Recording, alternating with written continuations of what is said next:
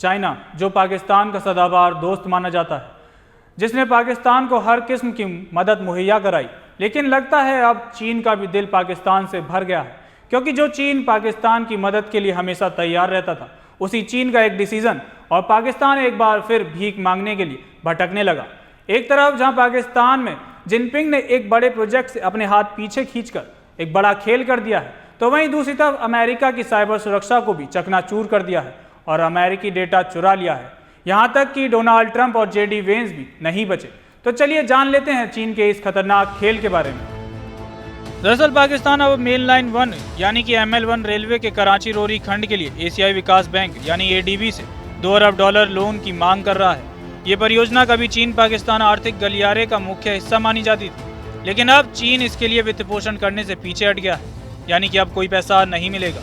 इसलिए पाकिस्तान पहली बार किसी मल्टीलेटरल लैंडर्स को इस महत्वाकांक्षी परियोजना का नेतृत्व करने की इजाजत दे रहा है। कराची से पेशावर तक करीब 1800 किलोमीटर लंबे ML1 रेलवे अपग्रेड को इन परियोजनाओं में सबसे बड़ी और सबसे परिवर्तनकारी बताया गया था, लेकिन करीब एक दशक के कूटनीतिक कोशिशों के बाद वित्त पोषण शुरू नहीं हो सका, जबकि CPEC के तहत चीन ने पूरे पाकिस्तान में ऊर्जा और परिवहन बुनियादी ढांचे के लिए करीब $60 अरब के निवेश का वादा किया था।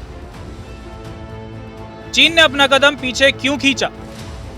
रिपोर्ट्स के मुताबिक चीन का ML1 प्रोजेक्ट से अलग होने का फैसला अचानक नहीं था।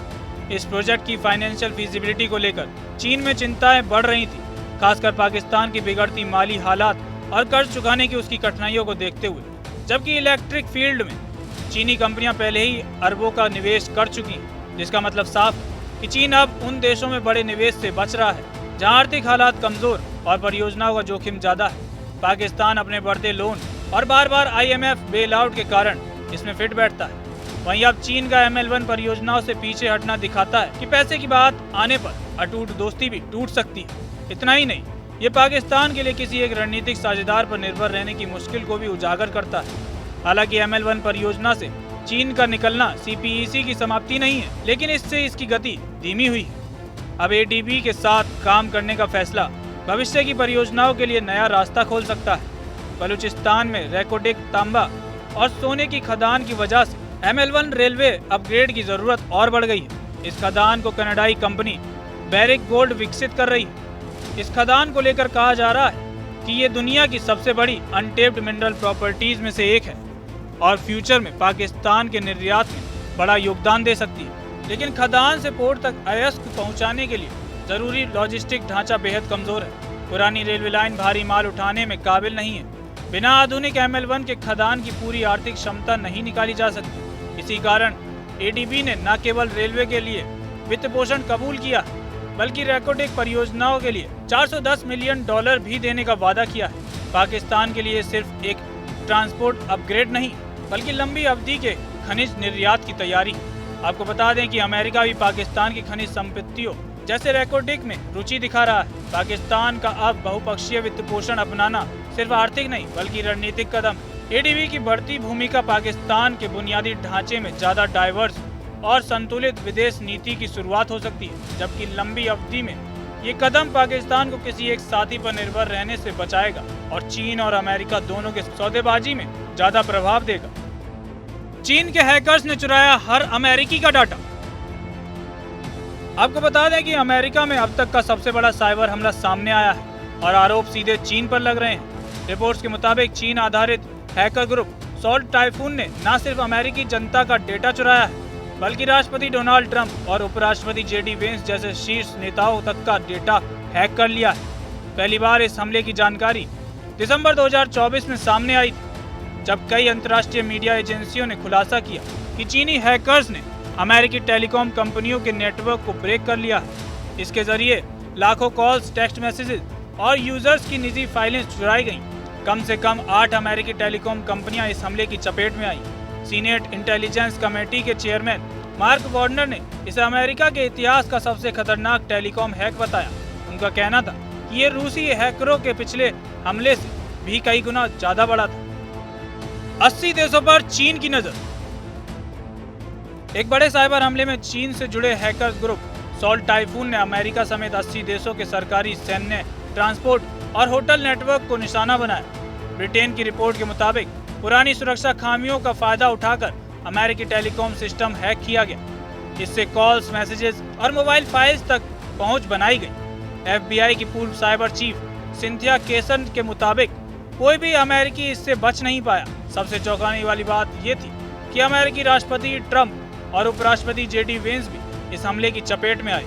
इस हमले को सिर्फ हैकिंग नहीं बल्कि अमेरिका की कम्युनिकेशन सिस्टम का हथियारकरण माना जा रहा है। इस ऑपरेशन में चीन की 3 प्राइवेट कंपनियों की भी भूमिका पाई गई। आपको बता दें कि अमेरिका और उसके सहयोगियों ने दावा किया है कि इस ऑपरेशन में 3 चीनी प्राइवेट कंपनियां भी शामिल थीं। इसमें बीजिंग की हुआनयू तियांगकियोंग इंफॉर्मेशन टेक्नोलॉजी, सिचुआन की जिक्सिन रियूजी नेटवर्क टेक्नोलॉजी और जैक्सन ही नेटवर्क टेक्नोलॉजी का नाम आया है। अमेरिका ने जनवरी में जैक्सन ही पर प्रतिबंध लगाया था, बाकियों पर भी कार्रवाई की तैयारी है। तो वहीं विशेषज्ञों के मुताबिक अब चीन सिर्फ डेटा नहीं चुरा रहा बल्कि दुनिया भर की सैन्य और राजनीतिक गतिविधियों पर नजर रख रहा है। ये उसकी वैश्विक महत्वाकांक्षा का संकेत है।